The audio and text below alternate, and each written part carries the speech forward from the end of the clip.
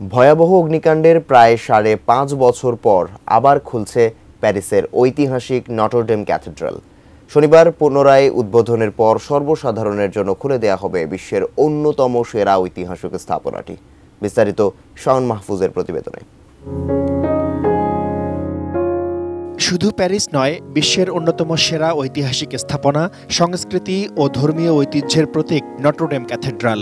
একাদশ শতাব্দীর মাঝামাঝিতে রোমান দেবতা জুপিটারের দুটি মন্দিরের ধ্বংসাবশেষ মিলিয়ে একটি গির্জা তৈরির ইচ্ছা পোষণ করেন প্যারিসের তৎকালীন বিশপ মরি ডি স্যালি। ১১৬৩ সালে রাজা সপ্তম লুই এবং পোপ তৃতীয় আলেকজান্ডারের অনুমোদনে শুরু হয় নির্মাণ কাজ।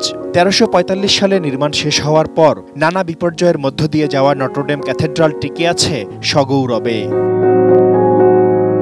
রাজকীয় বিয়ে, সম্রাট হিসেবে নেপোলিয়ন বোনাপার্টের অভিষেক, ফ্রান্সের রাজা হিসেবে ষষ্ঠ হেনরির যাত্রা শুরুর স্মৃতি বহন করে চলেছে নটরডেম ক্যাথেড্রাল। স্কটল্যান্ডের রাজা পঞ্চম জেমস এবং ফ্রান্সের রাজকন্যা ম্যাডেলিন অফ ভেলোরের বিয়ে সম্পন্ন হয় এখানেই। প্রেসিডেন্ট চার্লস ডি গল এবং ফ্রান্সিস মিটল্যান্ডের মৃত আত্মার শান্তি কামনায় এখানেই সমবেত হয়েছিলেন শুভাকাঙ্ক্ষী ও পরিচিতজনেরা।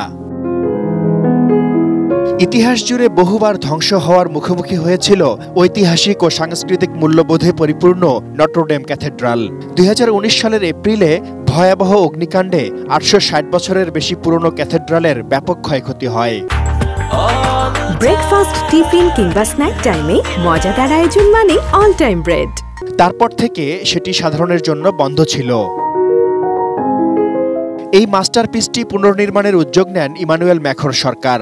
বিশ্বের বিভিন্ন দেশ থেকে বিপুল পরিমাণ তহবিল সংগ্রহ করা হয়। ৩,৪০,০০০ দাতার মধ্যে ফরাসি বিলিয়নিয়াররা সবচেয়ে বেশি দান করেন। মোট ৮৪০ মিলিয়ন ইউরো অর্থ সংগ্রহ করা হয়। প্রায় ২৫০টি কোম্পানি, ১৩০০ কারিগর এবং শত শত বিশেষজ্ঞ জড়িত ছিলেন এই পুনর্নির্মাণ প্রকল্পে।